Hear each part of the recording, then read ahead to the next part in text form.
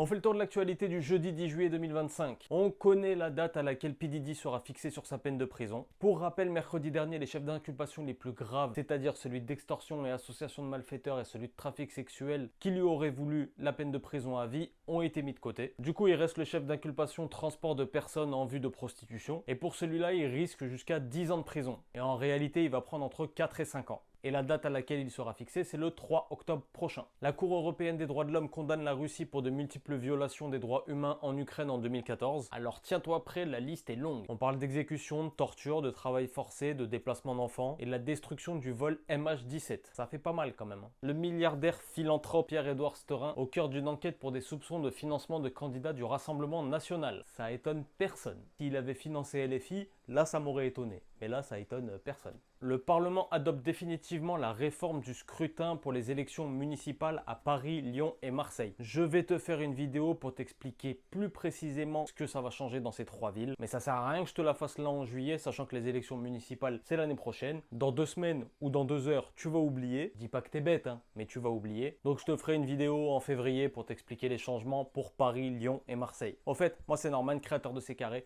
Tous les jours, je te fais un point sur l'actualité. Donc si tu as aimé cette vidéo, like, partage, abonne-toi. Toi, ça te coûtera, moi, ça me fait plaisir et ça me fait avancer. On a appris une triste nouvelle, l'humoriste Bunaimin est décédé aujourd'hui. Selon les informations qu'on a, il serait tombé d'un immeuble à Paris et il avait uniquement 43 ans. Soutien évidemment à tous ses proches et à sa famille. Inoxtag continue de repousser ses limites. Après avoir grimpé l'Everest, il veut maintenant traverser l'Atlantique. Il va traverser l'Atlantique sur un trimaran, il va partir de l'Orient pour aller jusqu'en Martinique. T'as raison mon gars, fonce, mentalité Kaizen. On reste dans le sport et des personnes qui n'ont pas du tout la mentalité Kaizen, c'est le Real Madrid qui s'est fait casser la gueule hier par le PSG 4-0 en Coupe du Monde des clubs et le PSG se qualifie donc pour la finale. La finale aura lieu dimanche et ce sera contre Chelsea. Et enfin, on connaît la chaîne qui va diffuser la Ligue 1, donc le championnat de football français. Nicolas Taverneau, le patron de LFP Media, a annoncé le nom de la chaîne, le prix, où ce sera diffusé, il a tout dit. Ça s'appelle Ligue 1+, ce sera disponible à partir du 15 août, date du premier match de Ligue 1 PSG Nantes. Ça va coûter 14,99 € par mois. Il y aura 8 matchs sur 9 par semaine, parce que le 9e match ce sera sur beIN Sport. Et ce sera disponible sur toutes les plateformes, sauf Canal+. Tu sais que C'est Carré, c'est le média du peuple, on se retrouve tous les jours pour faire un point sur l'actualité. Si t'as capté, bah c'est carré.